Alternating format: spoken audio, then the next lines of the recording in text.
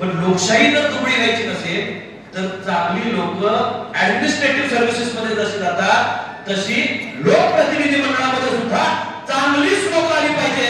तुमच्यातल्या मुला मुलींनी ग्रामपंचायतीपासून दिल्ली गाजवली पाहिजे, दिल्लीपर्यंत आवाज आपला जाऊन बोलला पाहिजे.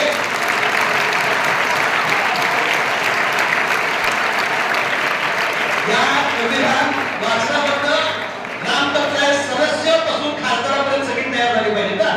आणि माझी अशी अपेक्षा आहे की उद्याचा होणारा पंतप्रधान 1111 मुला मुलींच्या पैकी कोणतरी व्हायला पाहिजे.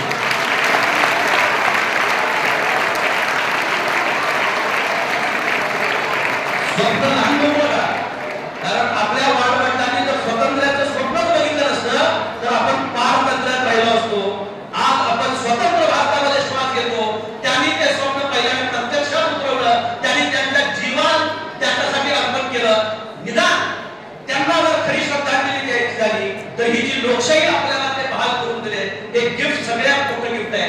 पण त्याचं जतन करणं ही आपल्या सर्वांची सामूहिक जबाबदारी आहे. आणि पुढच्या पिढीमध्ये तुम्हीच त्याचे सारखे असताना कुणी कुणाला आनंद दिलेला नाही, कायमपणे कोण कुठल्या गोष्टीवर राहणार नाही.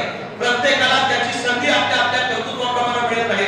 कुठलंही काम लहान मोठं नाही, पण त्याचबरोबर जे काम तुम्ही कराल ह्या भारतीय घटनेने दिलेल्या अधिकारानं प्रत्येकानं ज्या ज्या फील्डमध्ये तुम्ही काम करा, तुम्ही त्याचं काम प्रामाणिकपणे केलं, इमानदारीद्वारे केलं, ही राष्ट्रसेवा.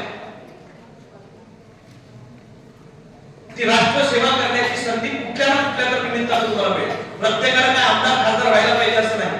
आपलं काम प्रामाणिकपणे करणं, आपलं योगदान देशाच्या प्रति त्या ठिकाणी देणं. मला सांगा, जीएसटी टॅक्स आहे इथे लिहिलेलं, वन नेशन वन टॅक्स या भूमिकेमध्ये आपण त्यावेळी आलो, त्यावेळी देशाच्या सर्व लोकांना आपण त्यामध्ये घालण्याचा प्रयत्न केला. तुम्हाला माहिती आहे किती टक्के लोक इन्कम टॅक्स पेअर आहेत देशामध्ये? कोण सांगेल? 12वीचे विद्यार्थी कुठे? 9वी 10वी 12वी 12वीचे कुठे आहेत? कितवी पर्यंत?